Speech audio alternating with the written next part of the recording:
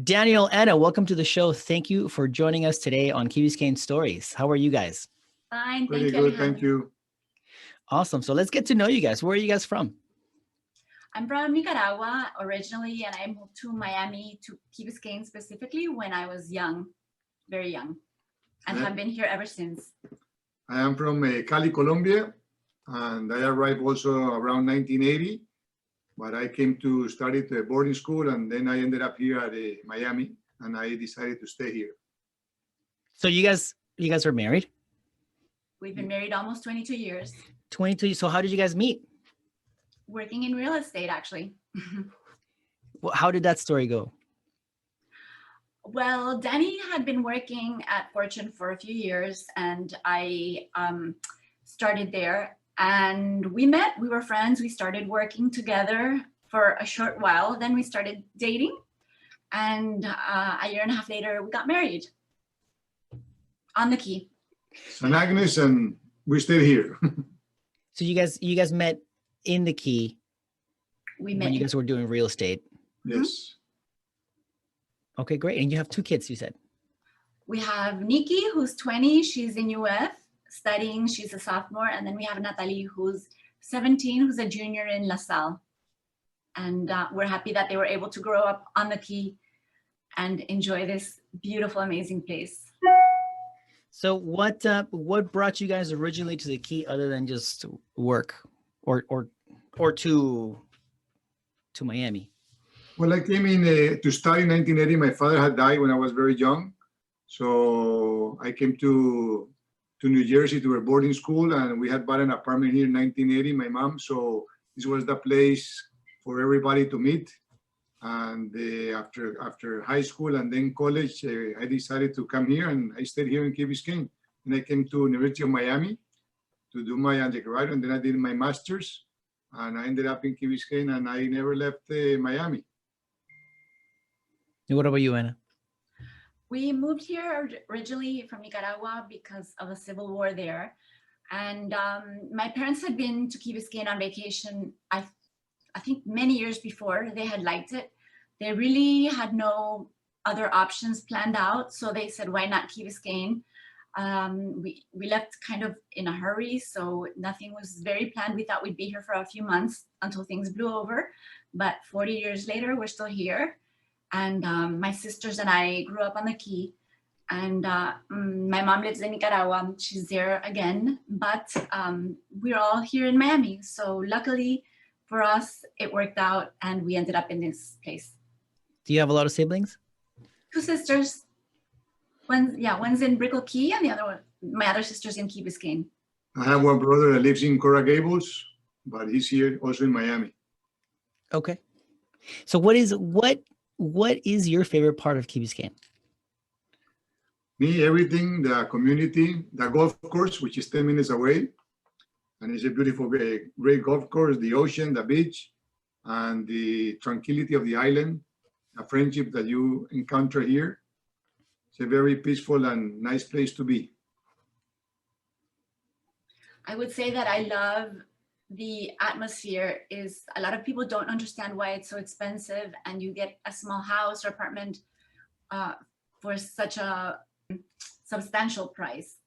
But it's the intangibles that you don't really see. It's the atmosphere, the people, the safety, the sense of community, the water, obviously being a few minutes from the water anywhere you are on the Key. And it's a very international and cosmopolitan place. It's small, but people are very sophisticated, fun, and interesting. There's a great group of people on the Key.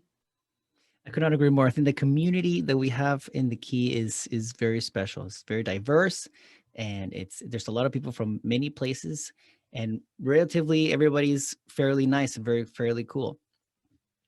I think most people are very nice, and if you're open to meeting new people, it's very easy. You can if you're.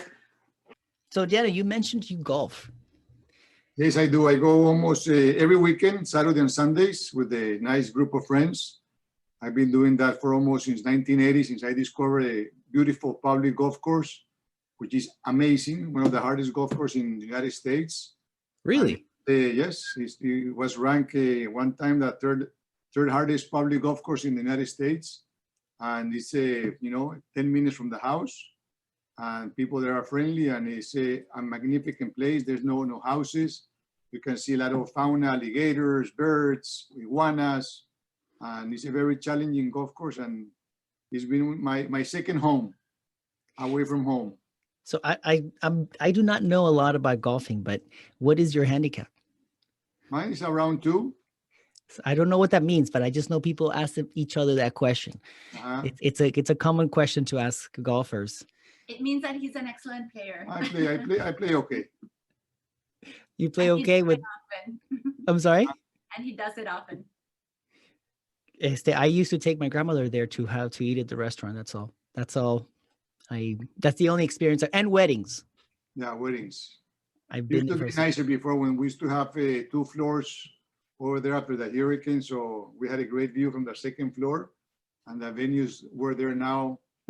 Now, unfortunately, there's no second floor there, but it's still an amazing place to go. I would ask you about what your favorite restaurant in the Key is, but I don't want to be biased to any in particular. But I'm going to ask you anyways.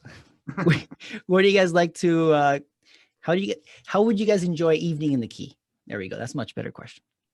Actually, lately, we've been going to the yacht club, which the new and improved yacht club is spectacular. I think it's beyond what people thought it was going to be like. It opened in, I think, late December, January of this year. And it's amazing. It's beautiful, the best views. And the food is delicious. The service is impeccable. Everybody knows you. It's like an extension of Key Biscayne. And I love that it's all kinds of people, the old timers, the young ones, the Latins, the Americans. It's like Key Biscayne, very international. And people mix and mingle and everybody's friendly. I recently was there. I had lunch for the first time there in the new building with my sensei, Robert. He runs the RGCA studio or dojo. Mhm. What did you think of it? I was impressed. I mean, being at the old one very few times, but checking out the new place was great. I saw the second floor, the first floor. We had lunch in the terrace of the first floor. It was great. It was beautiful. No, and the view, the amazing space is very nice. But here also, next to my office, we have Costa Med and Kasumi and another one. So we enjoy most of the restaurants in the Key. For us, it's very nice to go with clients, with friends, to all of them. Mm-hmm. We enjoy we've tried all of them. We enjoy all of them, actually. Awesome. So now let's talk a little bit about what you guys do. You guys, obviously, you met in real estate. You guys do real estate. I even was a tenant in one of the properties that you guys operate. Mm-hmm. And you're a great tenant, Alejandro. I'm sorry, say what? You were a great tenant. Oh, thank you.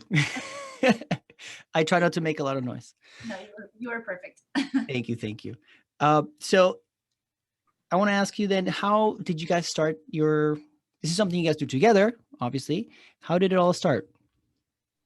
Well, I started many years ago doing real estate. I worked for another company for many years. Then I decided to open Great Properties, and with another partner of mine, Anastasio Lorente, that he came from another company. So that's how we opened this one. And Anna, we were married at that time. So we ended up 3 or 4 of us starting the office. Now we have almost 100 agents. So we have grown in Key Biscayne and another office that we have in the Doral. So it's been a wonderful time, great experience, sometimes a little difficult, but it's been amazing. And we have an amazing group of brokers and realtors working for us. So it's been a great almost 15 years. Mm-hmm. It's been very nice. So now when you normally see couples and they run a business, how is that division of work look like? Both of you guys are realtors, I'm sure, for sure. What are the other things that you guys divide or do? Well, we each have our clients. We each have our clients, but we also help each other out. And when one is busy, the other will cover. And obviously Danny's forte is different than mine. I love what is marketing, social media. I like the fun side of it. what I think is a fun side of it. Danny is a numbers guy, and he keeps the company running ship shape. He's got everything down to the last penny, which is great because I think it's a great synergy. We both have different strengths, and we use our strengths to make the company successful. So we're not really stepping on each other's toes. We're each doing our own jobs, and we see each other at the office, but not really as much as people think we see each other. We're not sitting next to each other 8 hours a day. And then, no, we don't do that. We're in and out the whole day. So sometimes we don't even bump into each other at work during work hours. And then we go home, and we don't really like to talk about work at home. So, because otherwise it's all consuming. We do a few minutes a day if we have to, but otherwise it's all about catching up with other things and talking about our daughters and other things going on in the community. So I like how you guys divided the duties, and I also like the fact that you guys try to keep your work life separate from your home life, right? So what are some of the best things of working as a couple? Well, I think that working as a couple, it helps. Sometimes, we can, if we need help, I mean, we have each other to, to complement or to help each other. Sometimes with clients, Anna can meet some people one day, and then I can take over the next day, and we can also, with the same client, we always become good friends with most of our clients. And no matter who introduce which client to our corporation or to us, it's always been nice to share those clients, and we help each other that way. We don't have to fight about who gets what cut of the transaction. That must be a good Thing. Yeah. That must be a good thing. Mm-hmm. Awesome. And what about a challenge? What would you say would be a challenge that you guys find? I would say a challenge obviously would be to try not to bring our work life home with us at the end of the day and not discuss work at dinner when that's family time with our daughter, who's the one at home with us still. I would say challenging too is that if the market is up, we're both up. If the market is down, we're both down. So, but that's life. 22 years. Let's go back to that. Can you expand a little more on how you guys met? How did that go? Were you guys in a showing where was Anna like doing what is it called? Like a home opening, and then Daniel goes to check out the house and you guys cross eyes and you're like, this is it? Or how is that story? No, we are, I mean, maybe it's two different stories, but we may I was working in another company, and I usually work with a group of people that used to have always working with us from the beginning. So one day Anna started in real estate, and she was in another part of the office next to the bathroom in a desk. I just started. She just started. I was paying my dues. So I needed help like on my group to start working other things. So I liked Anna. She's starting, so I brought her over to my group. And he liked me in another way. He admitted that later. So one thing led to another, and we ended up going out and working together. And now, 22 years later, we're still here. Mm-hmm. So that's Daniel's side of the story. How does yours look like, Anna? My side of it was, he liked me, but for other reasons. The first time we met, no, I'm just kidding. No, we were friends at first, and we used to work together, and we started dating, but really very discreetly, because he had been at the company for a long time and I had just come in, and we didn't really know how things were going to work out. So we basically were very quiet about dating, and then we got engaged, and the rest is history. We ended up getting married here in Key Biscayne at the St. Agnes, and then we actually had the first wedding reception at the Grand Bay Club in Key Biscayne. So everything was brand new when we got married, and it was spectacular.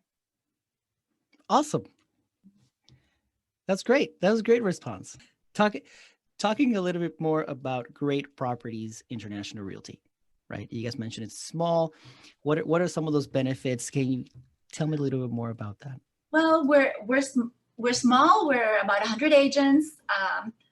we're still small enough that we know our agents individually. A lot of them are our friends. We socialize together. We enjoy each other's company. We enjoy working with each other. We trust each other. I think that's a great aspect of being a small company. But we're large enough that we have a great market share and we cover all of Miami. We have a great market share in Key Biscayne. We do all sorts of real estate. We do luxury, from luxury to rentals, waterfront, all kinds of commercial real estate. So we actually have a pretty broad base of agents who can cover pretty much anything in South Florida. What about you, Daniel? What's your favorite part of working in real estate? Well, I love that part of meeting different people almost every day, and the challenges of some doing business with people. In a lot of we do also we buy land and we do commercial real estate. I also we have that sometimes the opportunity. We just went to Colorado with a client of ours, and we help him buy a house in Colorado.